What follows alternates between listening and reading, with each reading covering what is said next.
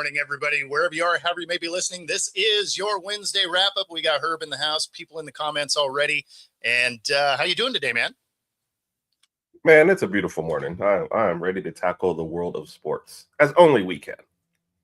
That's right. What's up, Mom? What's up, man? What is happening here? He's on time? I feel and like we're done. Difference That's day. it. Yeah, cool. Guys, appreciate everybody this morning. Right. See y'all next week. It's a good day. Speaking of lots of things changing, this show will shift out of this time slot. We have our daily show moving in. And of course, that will be live every single day on 97.3 ICU radio. So we are bringing our radio audience and although we're going to cut them off at the halfway point of this show, they get to listen for the whole hour when we make this shift. So you're welcome. We get to bother a radio audience 5 days a week. Yes. So gotta be fun. They're ready. So we're also streaming this live on TikTok today, just for the entertainment value, and we're already getting comments over there that are hilarious. We got Shedeur Sanders taking the Browns to the Super Bowl. So I do not. In their defense, I do not have the right. In their defense, for that, he might just have tickets and is taking the whole team. There, he's taking his friends to the Super Bowl. I got you. Friends to the Super Bowl. Yes. Here we go. Yes. I know Noah on TikTok's already mad. Sorry, but you know. And I love how they'll think that that's a Shedeur Sanders knock. Maybe that's just a Browns knock. People like they are not going to the Super Bowl. Stop taking it so personally. I mean, all of those things can be true. Yeah. So good.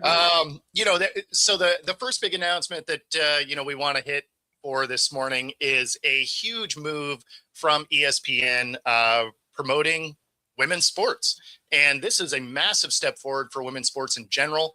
They are going to dump MLB Sunday nights and replace it with Women's Sports Sunday.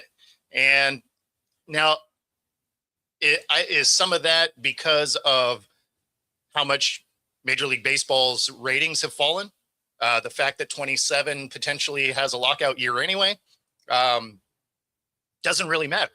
Whatever got them to this point allows them to, get women's sports in the forefront on a major ESPN channel. Yeah, sir. I'm not sure which angle you wanted to go from first, because it's amazing then also that the WNBA still hasn't gotten their act together when you have such a major shift happening. But for baseball, so that conversation's definitely coming. Okay. So but go ahead and go down that road, because we can jump right into that. Well, okay. So briefly the Major League Baseball part, that's just kind of, I don't even watch baseball really, but that's always been an institution for me, with ESPN. But seems like NBC really wants to grab that Sunday night spot as far as, hey, we had football, we've got baseball, so Sunday nights will belong to us. So maybe, a casual like me probably won't care either way. I'd probably stick with ESPN. So for the women's side of it, get your act together. Like, whatever you all have to do to get playing this year, do it. You've already fumbled, in my opinion, the Caitlin Clark momentum coming in by not. Be sure to direct all your hate mail to Herb. Yes. I will take all the. If you think the WNBA has done an excellent job in this last year or two with Caitlin Clark, then yes, I will disagree with you, and maybe even. So to be fair, this isn't WNBA. This is just women's sports in general. So this right, isn't but I'm reading an article. Right, but it does say the games will be soccer and basketball. So it says WNBA specifically in the article. So they need to take advantage of this platform, which I fully doubt they ever will. But, it's you have to move forward. So monumental step by ESPN just to direct it. Yeah. And both leagues then, since I'll say it, really need to take advantage of this. Your scheduling needs to show this. Absolutely. You have to have this showcase. You have to take advantage of this showcase. Yeah, no, I mean, again, you gotta have a product for them to showcase, right? So the WNBA, it was going to be later in the show, but we might as well just launch it right now.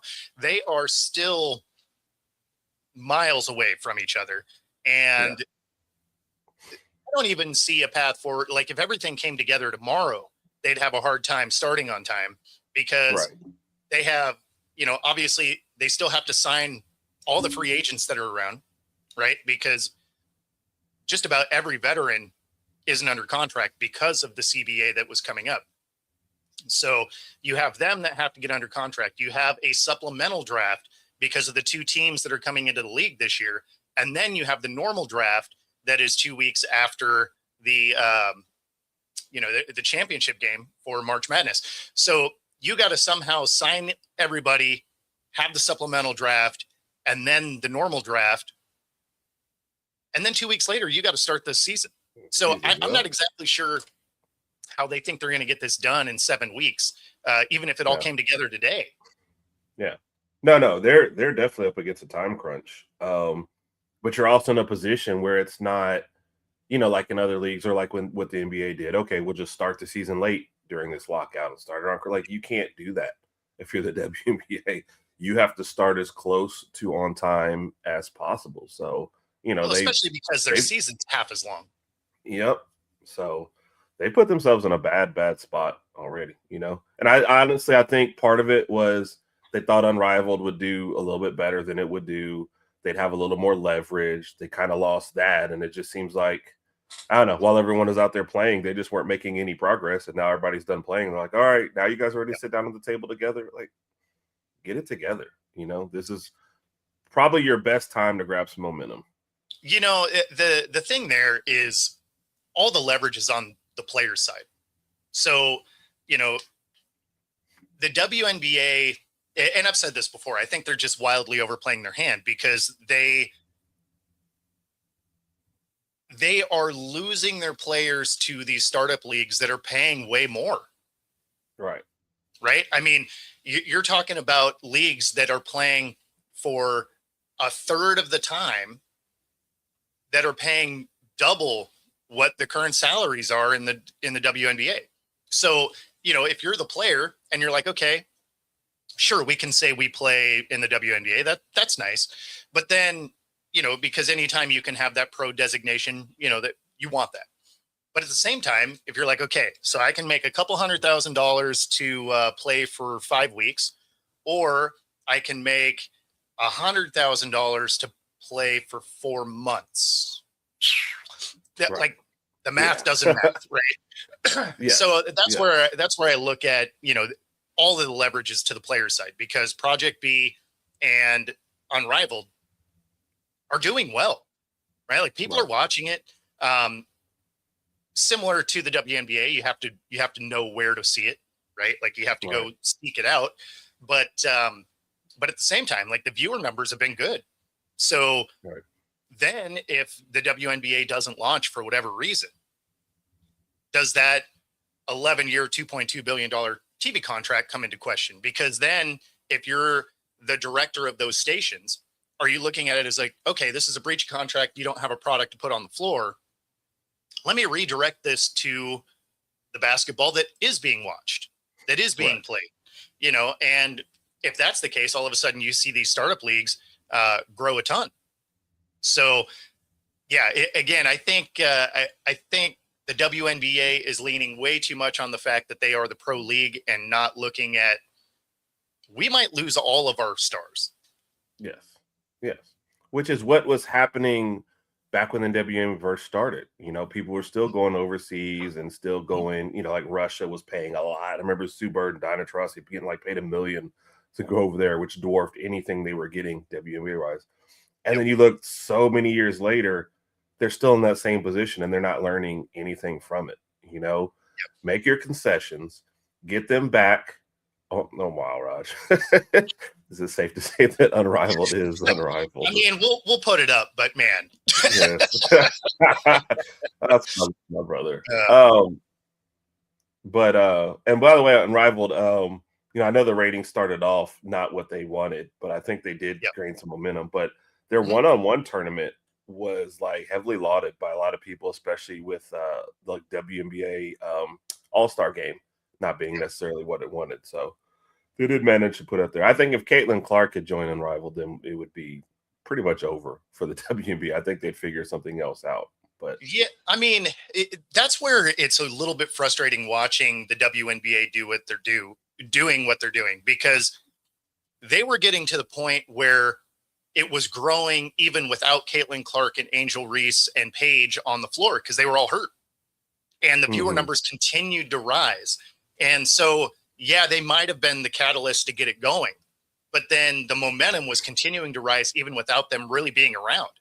And so for them to get into this contract dispute, it's unfortunate, because you're watching a league that finally made some money.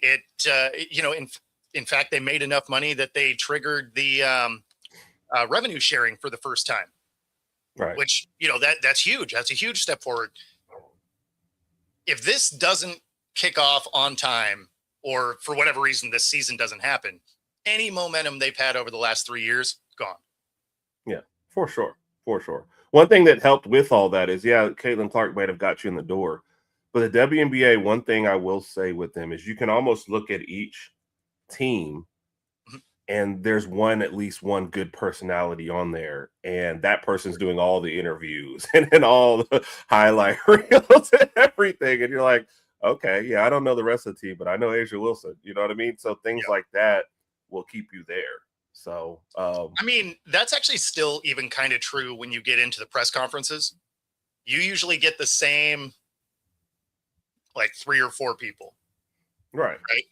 You got more than that on the roster, but you end up with like 3 or 4 people that are routinely in the presser, and then they'll randomly throw a wild card in there like once every couple of weeks. They're like, oh yeah, get in there. Yes. But yeah, for the most part, it's mention Asia though. 100%. Yeah. So it's and of course, selfishly, I want them to get it figured out too, because I cover them. So I want to get back in the stadium. So for sure. So for sure. It's been way more fun the last couple of years. Like, I know we say Caitlin Clark, but you mentioned with Paige and the different draft classes, and Angel Reese has brought a great spark to it as well. Like, the last 2 draft classes have been some of the best, not just play style wise, but personality wise, and then you have what the Valkyries come in and actually make some noise as an expansion team. Like, this is the time. And then throughout all that, the Aces still win 3 out of 4. I mean, there are stories there right now. So this is the time. Can we not drop the ball? And they're like, yeah. Drop the ball. I mean, that's the problem. Is it sure looks like they're going to. I don't want to see it happen. Like, I want to see this actually like launch and become something cool. But I don't know. They seem like they're going out of their way to make this more difficult. And now they're, even though they're closer than they've been, they seem unwilling to bridge like little gaps that seem pointless, right? Yeah. Like, they want revenue sharing, right? That's a percentage. So it's not like they're asking for a dollar figure that you're like, hey, we're trying to bankrupt this thing. Like, they're looking for a percentage here. And then, what was part of the existing CBA is to provide housing for some of the players, which makes a ton of sense because they're not paying them any money, right? I mean, your rookie deals are $70K. If you're making $70K, you're living with some roommates here in Seattle. So, that's not a livable, as much as it sounds like it should be fine. If you're trying to live anywhere near town, it's just not going to work. And then, of course, there's no free parking downtown anyway. So, if you were trying to come into the stadium and stuff, it'd be its own issue. But yeah, so they're squabbling over that a little bit. And obviously, I think there should be a trade-off. If you're a rookie or whatever, they should probably provide housing. If you're, under the last offer, if you're making close to that, like I think it was like $500,000, something like that. Then, you can probably provide your own housing at that point, Right, so I'm right. sure there's going to be a threshold or something like that. But I mean, I don't know. Some of the things that they're not seeing eye to eye on just doesn't make a ton of sense to me. I agree. It's almost like they don't want to get it worked out. Yeah, yeah.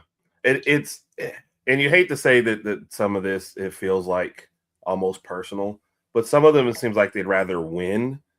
Their idea of winning is like at the negotiating table versus like a win for everybody. They're like, no, no, no. I want to say I was the winner in these negotiations versus And that let's may just be find a deal for everybody and move forward. So, and that's outside. Look, not at the table, not in the particulars, but if there was ever a time to get something done, this is the time to get it done. Period. So whatever concessions you have to make, especially if they're minor, let's go for it. And like you said, asking for a percentage versus a dollar amount makes a ton of sense. You make less, they make less. You make more, they make more. That's how it works. That's right. It's Schwab. Yes. We Don't do be better the other when guy. we do better. Hey, their ad campaign is working. Free plug for Schwab. There you go. Got to get him on the show too. Man. So yeah, I don't know. Hopefully they get it turned around. They are sure running out of time though.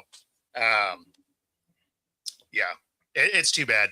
So in the land of football, Seattle obviously wins the Super Bowl, and now they are up for sale. Now, this is not a big shock. At least if you have been here in the Pacific Northwest, you knew this was part of Paul Allen's will when he passed away. They're already in the process of selling the Trailblazers, right? So I mean, they're dumping all of the sports teams that they that they have the holdings of. So if Seattle does sell, this is the valuations as of 2025. Now, these are going to be different by a little bit. Certainly Seattle's will get a bump because of a Super Bowl win. Right. I was surprised to see a couple of these that are at the bottom. I didn't realize the Bengals were so rough. For those of you watching on TikTok, if you want to see the graphic that we have up, my YouTube channel is at football-talk, and you can take a look there. It's also going to be easier for me to see your comments. But so the Bengals only being listed at, $5.25 billion. Now only, but I was like, okay, so Bo has a yacht, folks. Like I'm driving. just buying that couch cushions, no big deal. But when you're looking at teams like the Rams and the Cowboys, Cowboys at $13 billion, all of a sudden 5 is that's like discount pricing. Like here we go. Right. Now Seattle rolls in at 14th at 6.7. I would imagine that they sell somewhere between 7 and 8 billion. Would be my guess after coming off a Super Bowl win. Bo buys the Seahawks. Spoiler alert, man. Ryan, I wish. If you turned out to be even part of the group, I'd be like, wow, this man's been holding back. Right. I'm going to tell you, I would have a much cooler studio if I was in the $1 billion figures. Yes, you'd be doing the show from a helicopter. I mean, can't hear you, but just because. Right. I would definitely have a full-on TV studio. There's no doubt. Yes. I remember us having a discussion with somebody about saying who America's team was and, what team was most valuable and selling the most merch. And to that person's surprise, we said the Cowboys. And they were like, what? And we were like, they're still the Cowboys. You either love them or you love to hate them, but they're still making the most headlines. They're still in the most merch. And look at them, still the most valuable. Like that comes as a surprise to no one. You'll find more, like you said, more surprise at the bottom than you will at the top. So, no question. No. Yeah. It's, no, the ones at the top make all the sense in the world. The ones at the bottom, like a couple of them make sense and a couple of them kind of don't.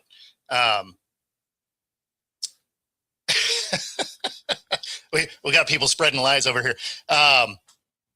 So my YouTube channel is at symbol football-talk. Yeah, so like some of these ones at the bottom, you're like, okay, yeah, that makes sense. Like I would have thought the Cardinals, the Panthers, um, Jags, like those all kind of make sense to me. I would have Right. thought the Colts would have been higher. Um, Certainly the Steelers, I would have thought they would have been higher. Like some of the flagship ones that Right. the Bills, for example. Um, Again, all of those I thought would have been higher. Broncos kind of feel about right, middle of the pack. Yeah. Seahawks again feels right, middle of the pack. But Yeah. Buffalo, I couldn't figure out if that was like, do they feel like more of a local team, or are they used to be a juggernaut, right? Waning years, kind of back in that popular spot right now, but no success. Is that what it's taking? Like, does one no, Super Bowl bump you I think 10 it has spots more to up, do. I think it has more to do with your market size. Like Did this is somebody almost come a over direct. just to boo you? What's that? Did Yeah, somebody come over just to boo you? exactly, Ryan. When you're looking at it, like this isn't based on success. This is based on market size. Because Right. if you're saying success, the Jets and the Raiders have no business being in the top 10. Um, so what you're looking at is essentially population numbers. You know, you're looking at Dallas, huge population, LA, huge population, New York, huge population. Um, San Fran again, especially the neighboring cities around it. So I mean, yeah, exactly. The list does make sense. And then when you're looking at the ones that are closer to the bottom, you're talking about, you know, Cincy and New Orleans. And, these aren't huge populations, huge markets. Right.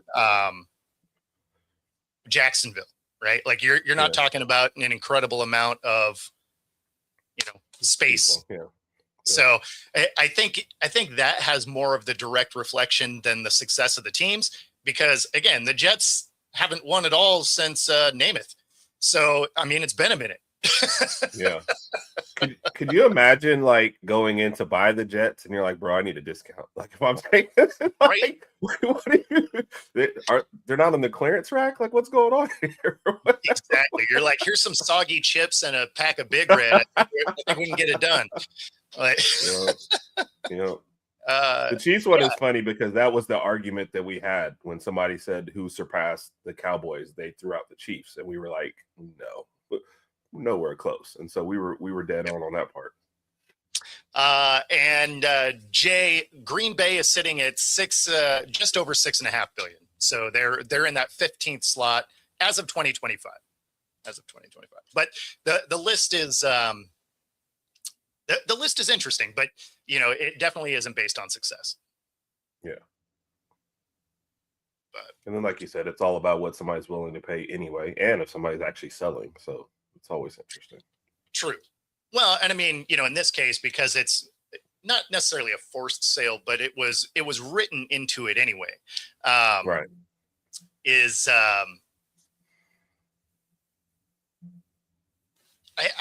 I'm so curious to see who steps up as potential buyers. They've been talking about Steve Ballmer, which would make some sense. I'd be curious if the Hanson Group tries it again, the one that was trying to get the Sonics to come back years ago. Although I think he's probably out of the Seattle market just because our city council was so terrible to him. But then people are talking about Elon. I'm like, man, that better not happen. Or No. all of a No. sudden they're playing in space or something. And then Yeah. or Yes. Bezos, they've talked about Bezos potentially doing it. I don't love that aspect either. So we'll probably have to see what that looks like. But Balmer wouldn't be terrible, especially Right. because he talked about the idea of potentially having Sherm and Beast Mode involved as minority stake owners. Obviously that would just be PR stuff, but Right, for sure. But good PR stuff. oh, 100%, right? Like that'd be great PR stuff. And, they're already in the Seattle market all the time. Sherman co-owns Legion Sports Bar with Cam Chancellor in Bellevue. Marshawn Lynch is partial owner of our rugby team, the Seattle Seawolves, and as well as the Kraken. So, I mean, these guys are involved in the community all the time still anyway, are in Seattle a lot. So those types of things would make a lot of sense.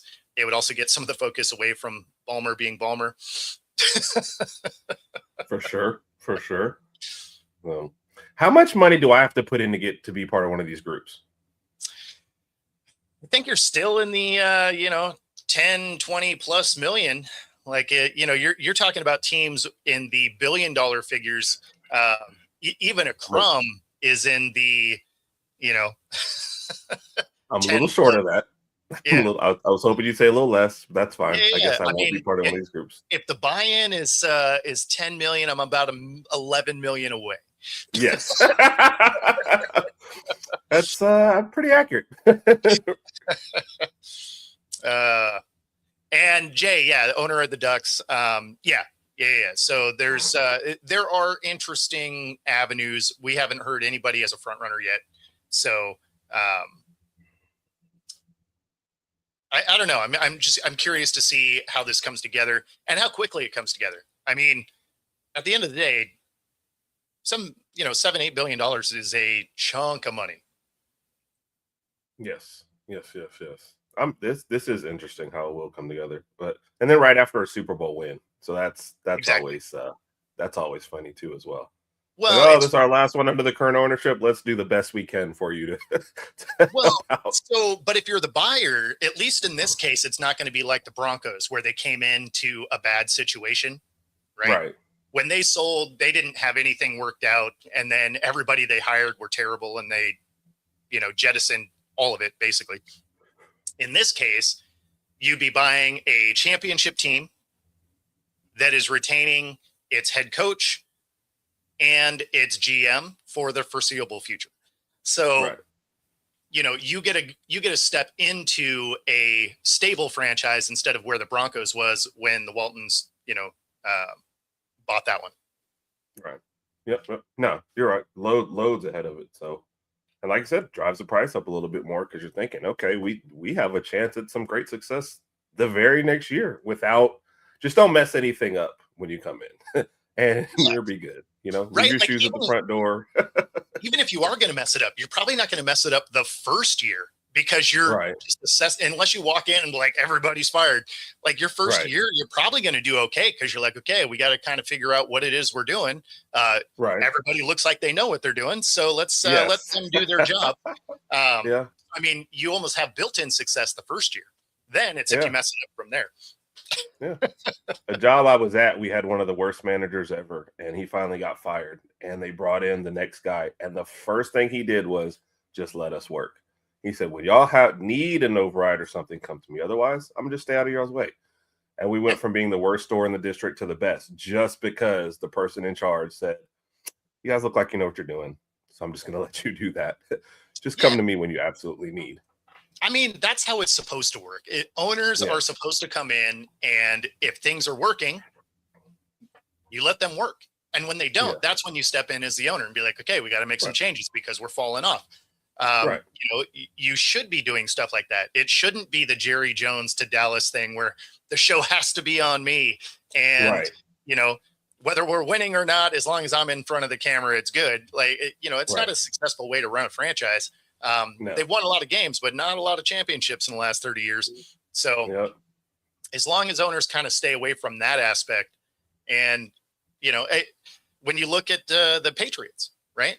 Kraft, he does go that other route where he's like, okay, when things aren't going right, I'm going to fire some people and rework this thing. But when it's going right, stay away. You do you. Yeah. The success comes back to you. So there's no need to put yourself in front. Like, you're making what you want to make when the things go well. So, like, who cares if your name is stamped on front or not? So, well, I mean, that's the problem with Jerry Jones, right? Is he needs to be that front running, in front of camera guy. That being said, for the last time, we do have to say goodbye to our radio audience.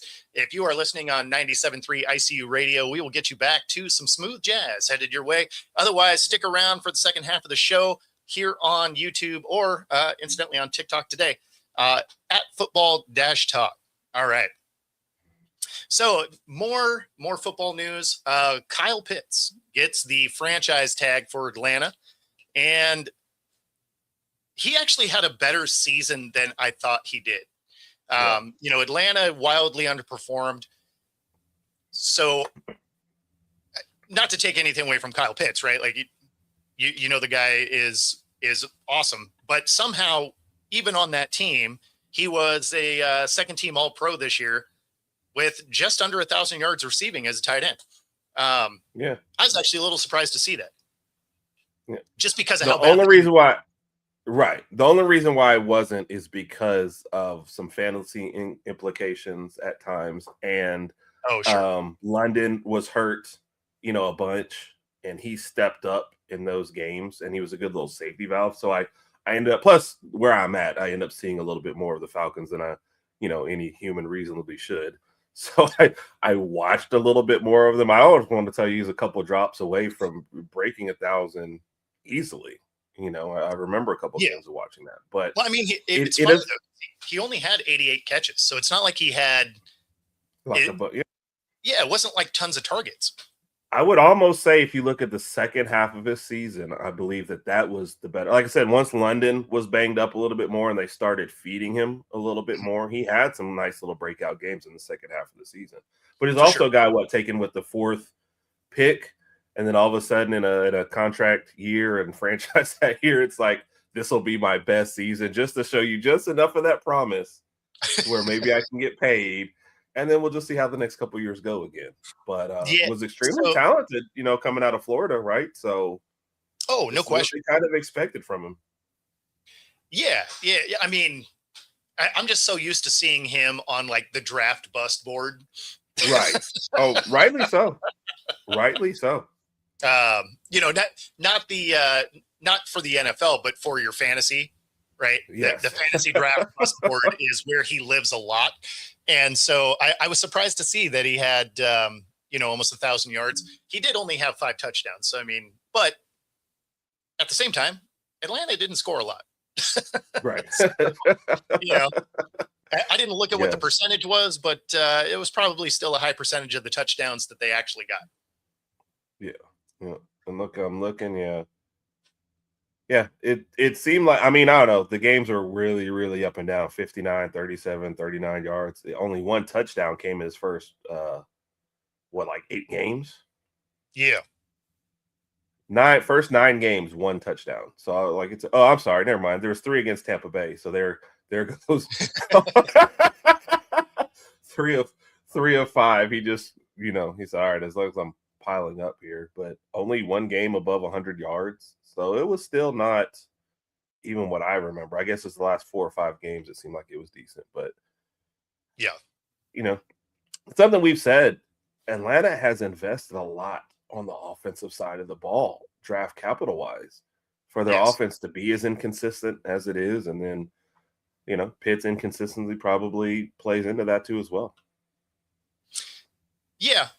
I mean, I think quarterback play comes into it more than anything. For sure. And they definitely have a lot of questions coming into this next year. It reported that they're moving on from Cousins. They're going to cut him, which, I mean, makes sense. I think he only has like 10 million guaranteed left on his contract anyway. So although it'd be a little bit of a cap hit, it's not going to hurt him that much. Right. But then at the same time, are you drafting somebody? Because you still need a backup that's capable, right? So was this at the request of Cousins to get out of there? Or I'm curious how that's coming together, because, I mean, they're going to have to figure something out for a backup. Yeah. 10 million guaranteed for a backup is kind of going rate at this point for a good one. So. And are you trying to get into that range and you're saying we want to get a backup, we don't want you to be better than Penix, or are we trying to spend a little bit more and maybe push him? And when is he ready again to come back? Like, is he at the start of the year too? Yeah, so I think he is available for the start of the year. I'd have to double check, but I think he is available. But yeah, I mean, so if you're moving on from Cousins as your backup, who are you going to find for the same price that's better? Right. I No, don't it's a I yeah. don't see one. Yeah.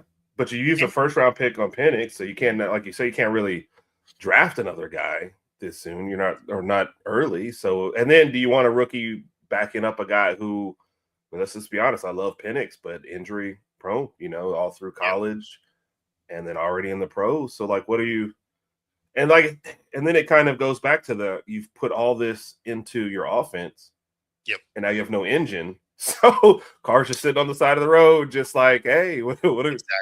what are we doing? So No, I mean I that, don't and know. that's the Vikings too, right? Like the Vikings are the same way. Oh yes, So yeah, I don't know. I mean, and I fully expect Cousins and Carr to go, interview with the Vikings.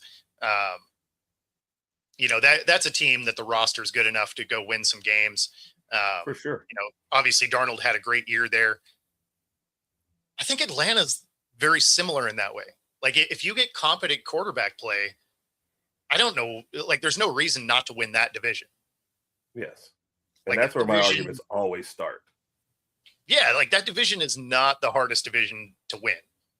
Right. I mean, Yeah. this last year nobody wanted to win it. Right. Like literally, Panthers like we could win this game or we could lose it and just watch the Falcons and the Saints to decide the Yes. division. I That's the mean, drama we want. when you not only win the division with a losing record, which I can't hate on it, my Seahawks have done it once before. Um, Incidentally, the Panthers have done it twice now, so that's kind of crazy. But you end up with three teams tied for the same losing record at the Yeah. top. Like that's Yeah. not great. No. I feel like in that case, if the three teams are tied at the top, we should take the fourth team as the champion. So the That would be losingest record. hilarious. I mean, the thing that's funny is that the losing record was still only like a game back, right? Like Right. they were all equally bad. Yes. And the Saints swept the Panthers, who actually ended up going as a champion. So hey, look, Yes. my strategy is not totally, off base here. So that's what it should have Yeah. been. No, it's man. That whole division is a mess. Yes. And it Yes, doesn't yes. really look like it's going to get a whole lot better. If you're a Saints fan, you got to feel a little bit encouraged that Shook looked as good as he did Right. towards the end, right? Because it's not like you were giving him a lot to work with. So for him to play as well as he did at the end of the season, you got to feel kind of encouraged about that. The Saints also are finally done with their cap nightmare, right? So they can finally start bringing talent back to this team and drafting people. Right. And so if you're a Saints fan, you're not going to be good this year, right? But you're at least moving the right direction finally, instead of being just hammered by that cap for the last really 5 years. Yeah. No, exactly. Yeah, because they I didn't even know who they were trotting out half the time, except for the quarterback. So no, Well, they think they Kamara. found their guy. Yeah. So good piece moving forward. Like you said, this division is not running away from you. So you have another year to kind of build and to catch up with everything. If anything, Tampa Bay is just going to get worse. So they're definitely coming back, and you really have no idea. You're basically trying to catch Carolina and just watch the Falcons to see if they figure out anything. So you're actually not in a bad spot. And like you said, a year or two from now, winning the division, and that's the start. So there is hope, Saints fans. There is hope. Yeah. Might be I false mean, hope, but it's hope. it's not false hope because nobody's good in that division. Like, What's up, Alex, man? Good to see you. So let's see here. We got Dallas Morning News. Calvin Watkins reports Cowboys look to make Brandon Aubrey the highest paid kicker, offering him a $7.5 million per year. Aubrey wants more. He wants to be in the $10 million a year range as a kicker, which would basically reset anything that's happened when it comes to kicking. That being said, I mean, dude can hit from 70. So, I mean, it's hard to not want to pay a guy that's as accurate as he is that can kick from the wrong side of the field. I mean, I feel like if they had playoff success, then you'd want that kicker, right? But does the team drive his own value down? And I'm looking at the kicker. I didn't realize. I mean, Harrison Butker's the highest paid right now at 6.4. They're like, Yeah. we're going to make you the highest. He's like, I want to be the highest. Like, what? Yeah. Yeah. Are we bidding against ourselves? That's the other thing. I want to break I don't the see market. it. Yeah. For kickers, though, no less. Yeah. I mean, let's say he didn't get it. Who are you holding out? Like, is somebody trying to pay the kicker $7 million? What team is a kicker away from winning the whole thing? Like, I don't know. I get why he's doing it. If I was him and we were never going to do anything, and I'm looking over at us being, valued at $13 billion, I'm like, yeah, give me $10 million. Like, that should be fine. But for the Cowboys, it doesn't seem like it makes a lot of sense. Which means they'll probably sign with a 15 just to make. Yeah, right. I mean, the thing is someone probably would give it to him. That's the thing, is if the Cowboys don't, someone might just to take him away from the Cowboys. Like, not necessarily because they want to pay him that, but just because they want the Cowboys to suffer. I just can't figure out who that would be that doesn't feel like they could get, a competent kicker to get them there. And then we're not about to start a run. If he gets 10, like, there's not a guy coming up that's going to want 11, right? I mean, the Jacksonville kicker is the one who's kicking, crazy, and then they're still not having great success. So I don't know. I just don't see a team that's like the whole team is perfect, but our kicker's awful.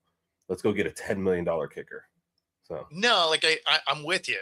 I mean, all things being equal, though, there are some of those games that the kicker is who won the games for him. Oh, because, for sure. The Cowboys couldn't finish. But so $10 million a year for a kicker, that's more than most running backs. Yeah. Could you imagine that? If I'm paying my kicker 10 and my running back like 8, if I'm the running back, I'm like, let's switch plays for, just a couple right? I'll kick an extra point, but you run in this touchdown. Exactly. Yeah, you're talking about significantly different length of careers when you're talking about a kickers kicking at 40, running backs retiring at 30. So yeah. So there are generally incentives there when there's usually like a percentage, like a successful percentage that gets you to hit some of those numbers. These aren't all guaranteed contracts. That's just not how the NFL works. Like, generally speaking, there's a lot of incentives in NFL contracts as a whole. That's why it's always such a big deal when somebody does get a fully guaranteed contract, because it's not that common. Generally there are a lot of incentive-based elements to these contracts. So even if the contract does come out as, say they gave him 10, there's no way that the 10 is guaranteed. It'll be, 6 or 7 that's fully guaranteed. And then there's going to be a ton of incentives. And then there's going to be some playoff incentives, which is funny because you won't hit those. And then no, it is Dallas hate right there. Yeah. I didn't even realize that until we really started doing shows like this and more in NFL. Because you to a casual watcher and fan, oh, he signed a $20 million contract. That's great. And like in year 2, they're cutting him. He's like, he got 7. I was like, what just happened? Like, where's the other 13? Yeah, that was made up money. So sorry. Oh, buddy. That's why when Deshaun Watson signed his, every owner revolted and said, we're never doing that again. Oh yeah. Don't make us come to your house. So and probably the best example of one that was like the most incentive-based contract I think I've ever seen was Taysom Hill's, because they gave him this it was like $100 million contract, and like 20 of it was guaranteed. Yeah. Because so much of it was based on, okay, well, hypothetically, if you play quarterback, right? But he was primarily a tight end, gadgety guy, and he didn't hit any of those things, right? Because he never got the reps, but it was all incentive based. So it's like, oh, I mean, hypothetically, you could make this money. It's like, yeah, you're not making that money, dude. I know.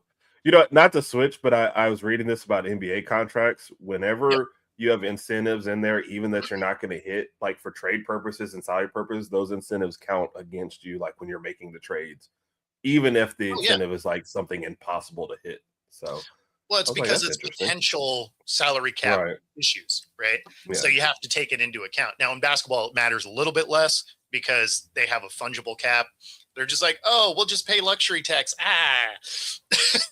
Yeah, but that luxury tax, though, you know what, the first and second apron and all that kind of crap, they're like, if you go above it, I don't know. I don't even know all the rules anymore because they have made up so many. If you go against this and you're hard capped at this and you can only try, I'm like, oh my God, they're trying to kill. I mean, you have to have a mathematician sitting next to your Oh, yeah. GM telling you what's going on. But anyway, back to the original. I don't think Aubrey's getting 10 million, but what do I know? Yeah, he probably does end up somewhere in that like 8 is my guess. Which is Right? 2 million more than the next guy. Yeah, I mean, they were already offering him 7.5. Right. Right. So it makes me think they'll probably creep up another half, and then they're gonna be like, we could just get another guy. Yes, yes. We can not make the Super Bowl with or without you. So we're good. And Cowboys fans just logged out. Like, we hate this show. Yes. Just direct your hate Herb Rags, though, man. Herb Rod's podcast. Right. Just, you can come after me. Bo is an innocent bystander. It wasn't his fault. I wish that were true. I bag on him pretty heavy too. So,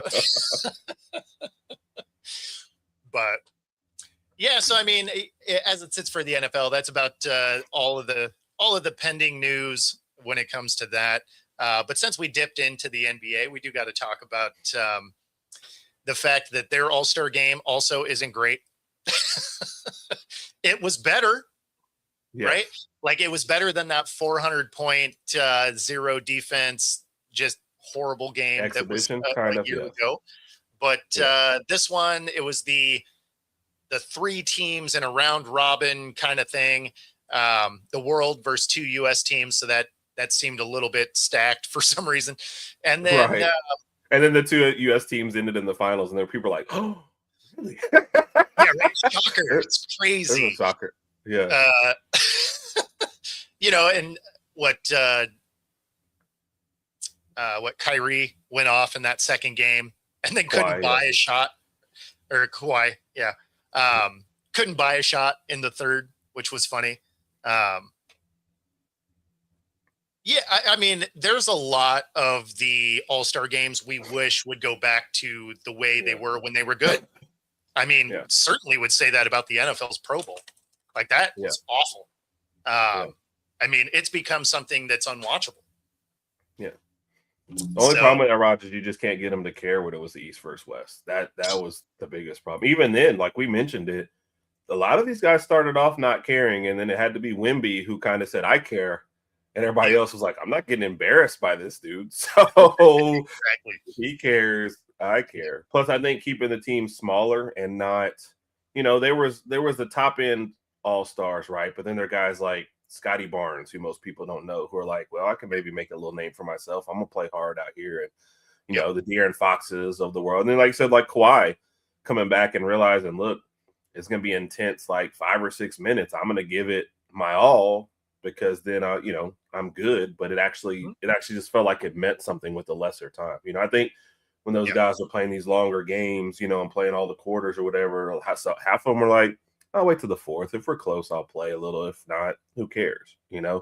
Versus now they're like, hey, you got 12 minutes and you guys can lose and go home. Okay, I can give you 12 minutes. Which if I sub out, I can give you 7 minutes of, it's like why baseball still does well, because I'm not asking this guy, hey, I need 6 innings in an exhibition game.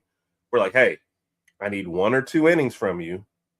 Give me your best for 1 or 2 innings. Like, okay, I could do that, And that's why baseball's a little different too, because you can't not play defense. Right. Because everything would be an in the park home run if you don't. Right. So you're forced to play defense. Hockey did something smart with the World Challenge, right? So I mean, the 4 nations, I guess. So I mean, those tweaks have worked. But when you're talking about, NBA's All-Star game, like, it was a little bit better. It still wasn't great. right? Like you still only ended up with like 4 players that were actually really trying. And then the NFL, I think they've just given up. Like, I don't even think they're trying anymore. No. I think the money is too good for the NFL for them to ever go back to a spot where somebody's like just trying to kill somebody out on the field, you know?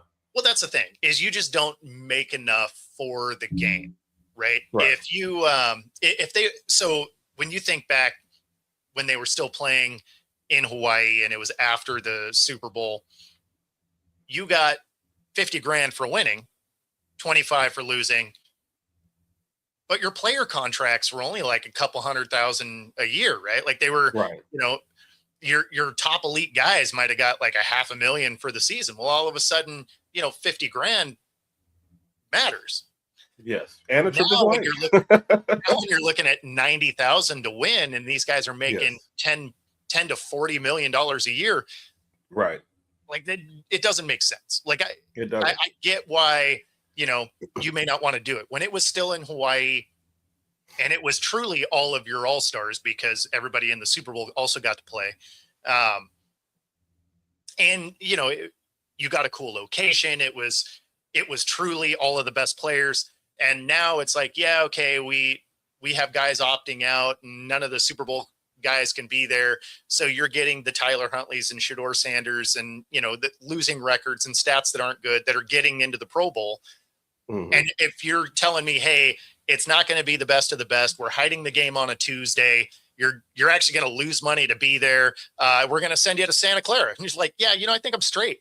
Like, yes. Like Trevor Lawrence looked at that and said, I'm good. Like, don't even worry. I don't even have anything to do. I'm just not doing that. So 100%. Yeah. And nobody blamed him. There wasn't even a major story. They're like, okay, Trevor Lawrence skipped this Pro Bowl.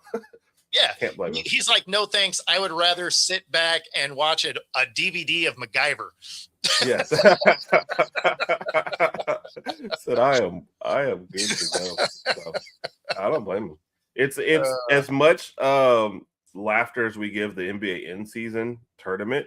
Yeah. It's more competitive because that money that they give, like 100 grand or whatever, the 7th, 8th, 9th guy on that team, that's significant for those guys. It might not matter to your best star on the team, but there's several guys with that significant money. Plus, you're playing with your actual team. So, yeah, even if your star is like, I'm not pushing it, there's several guys on there like, look, I don't get that much playing time during regular games. So you're getting my all for the 7 or 8 minutes I'm out here. So, yeah.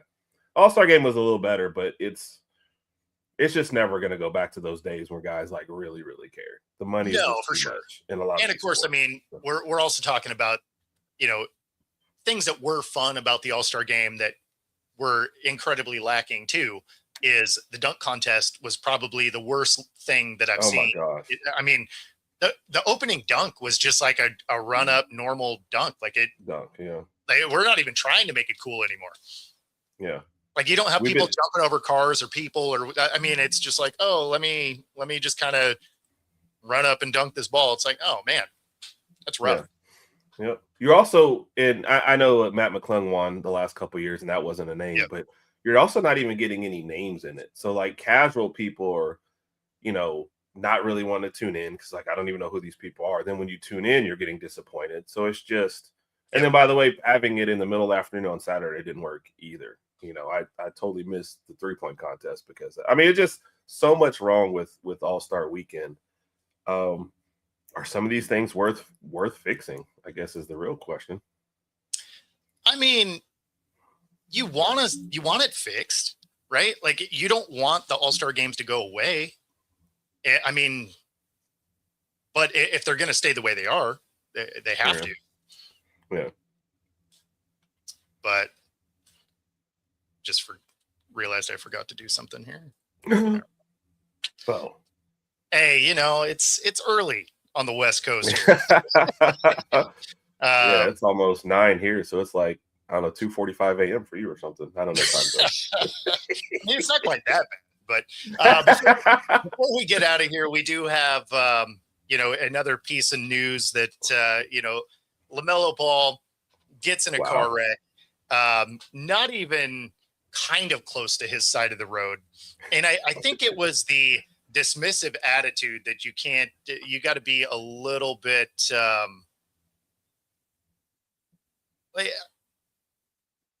don't know. I wouldn't want to see this on screen.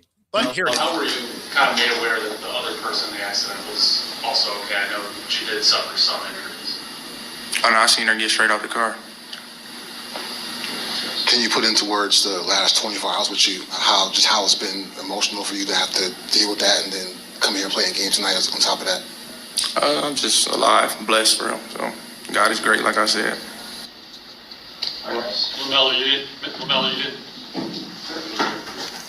So then he just gets up and leaves during the middle of the press conference, which, I'm sure kind of like he did for the car crash. Yeah, kind of, right? Yeah.